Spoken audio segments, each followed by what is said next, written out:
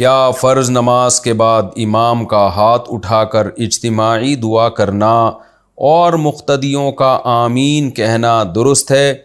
دیکھیے، فرض نماز کے بعد جو ہمارے بر صغیر میں مساجد میں ائمہ حضرات کا دعا کا ایک معمول ہے، یہ ہمیں نبی صلی اللہ علیہ وسلم سے اس کا ثبوت نہیں ملتا۔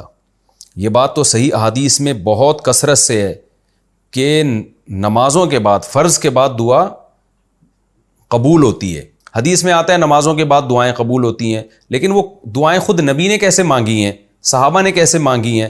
تو ہمیں نہیں ملتا کہ نبی صلی اللہ علیہ وسلم فرائض کے بعد ایسے ہاتھ اٹھا کے دعا مانگا کرتے تھے اور صحابہ پیچھے آمین آمین کہتے تھے۔ ایسا نہیں ملتا ہمیں احادیث میں، نہ فقہ میں ملتا ہے، کہیں بھی نہیں۔ تو لیکن یہ جو فرائض کے بعد ہاتھ اٹھا کے پراپر طریقے سے امام دعا مانگ رہا ہے اور مقتدی بھی اس کے ساتھ اجتماعی دعا میں شریک ہیں، یہ ہمیں قرآن و سنت میں نہیں ملتا، اور اس کا معمول تو بالکل ہی نہیں ملتا۔ اگر نبی ہر نماز کے بعد ایسے کرتے تو ایک روایت نہیں، کئی روایتیں ہوتی، کیونکہ یہ خود فقہ کا ایک پراپر اصول ہے جو فقہاء نے لکھا ہے۔ خاص طور پر حنفی فقہاء نے تو اس اصول کو بہت اہمیت دی ہے۔ وہ یہ ہے کہ اگر کوئی کام ایسا تھا جو نبی صلی اللہ علیہ وسلم کے دور میں کثرت سے کیا جاتا تھا، تو اس کو اگر ایک ہی راوی نقل کر رہا ہے تو یہ خود اس حدیث کے یعنی اس کی علامت ہوتی ہے کہ یہ حدیث قابل قبول نہیں ہے۔